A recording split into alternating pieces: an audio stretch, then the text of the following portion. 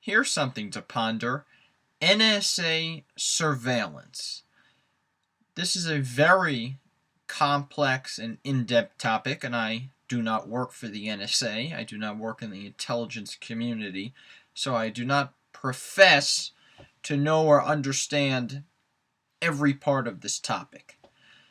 But here are some of the opinions that I've heard. On the one hand, I've heard the opinion, if you're not doing anything wrong, if you're going about your daily life, you're not a criminal, you shouldn't really care. Now, the NSA is not listening to your phone calls. They are not reading your emails, despite popular belief.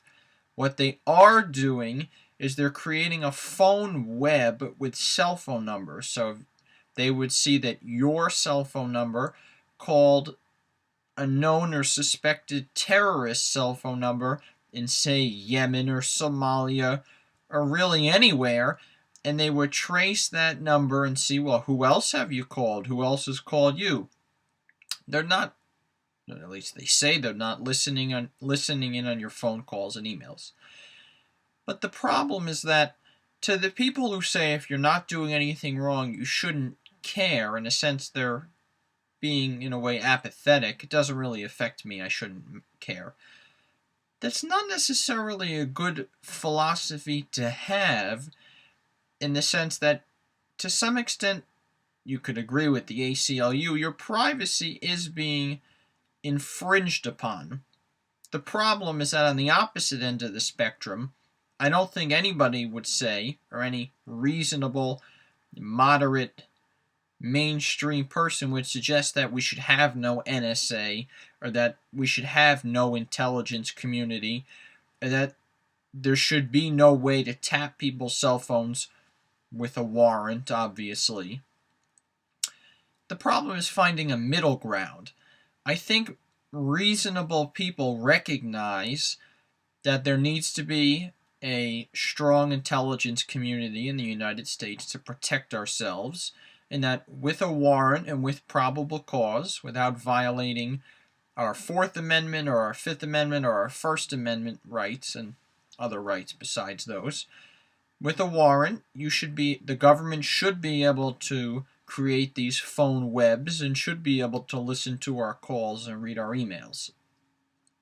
What I think most reasonable Americans want is better oversight. They recognize that these are tough times, that we're quote-unquote at war, and they understand they're not naive, and they understand that the government needs to do some internal and external monitoring, per se.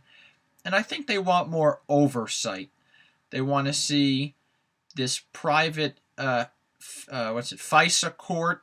They want to see these decisions become less private.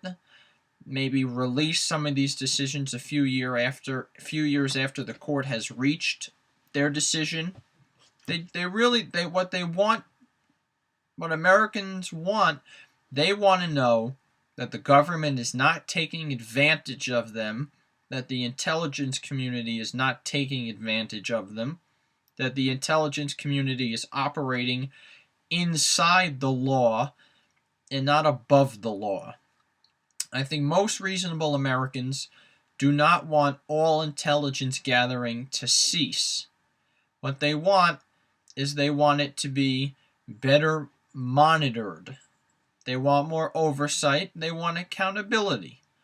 And I think that should be our main goal, not dismantling these programs. And on a side note, I should say, another huge problem is that there are a ton of misconceptions. There are a ton of people who have inaccurate information, the wrong facts. Everybody's entitled to their own opinion, but everybody is not entitled to their own facts. There are people who genuinely believe the government listens to all our cell phone calls, reads all our emails, has tapped our computers. People think that the government has installed listening bugs in our phones, in our houses, and in our cars, and on the subway, and in airplanes, and that's obviously not true. Search for the facts. There's something to ponder.